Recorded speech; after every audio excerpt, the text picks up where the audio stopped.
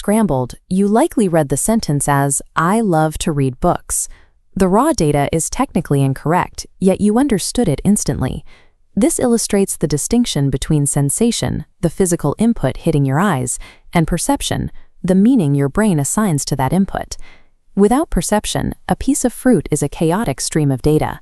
Your eyes detect specific wavelengths of red light and a curved contour, but on their own, these details are meaningless.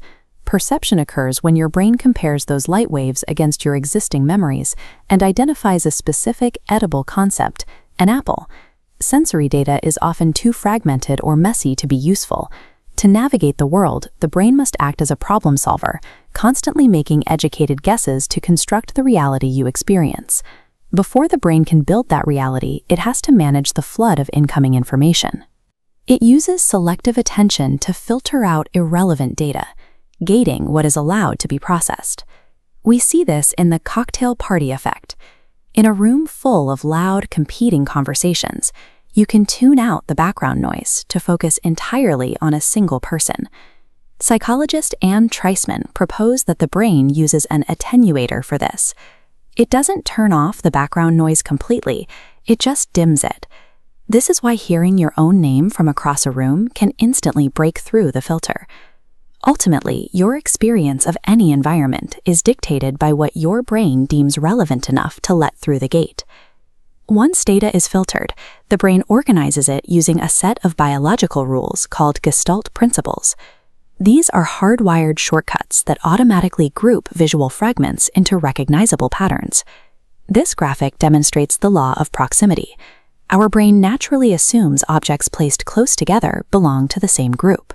On the right, the slight change in spacing forces you to see distinct columns rather than a single grid. The law of closure shows that the brain prefers complete forms. Even though these images are just a collection of fragments, your mind fills in the gaps to perceive a star, a triangle, and a circle. When faced with complex or overlapping shapes, the law of pragnons takes over.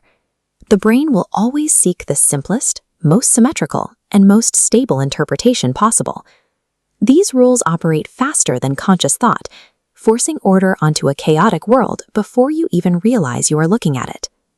Beyond these biological rules, the brain processes information in two directions simultaneously, bottom-up and top-down.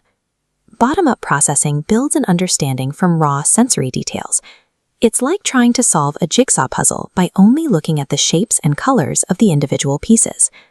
Top-down processing uses your prior knowledge and expectations. This is the equivalent of looking at the picture on the puzzle box to understand where the pieces should go. These expectations guide your attention in the real world. If you are searching for a friend who always wears glasses, your brain scans a crowd differently, prioritizing eyewear while ignoring other facial features. While bottom-up processing provides the raw materials, top-down processing applies your unique memories to finalize the guess of what reality is. This is the core of Richard Gregory's constructivist theory, the idea that because sensory data is always incomplete, perception is the act of making an intelligent guess based on past experience. You can see this guessing engine glitch in an optical illusion.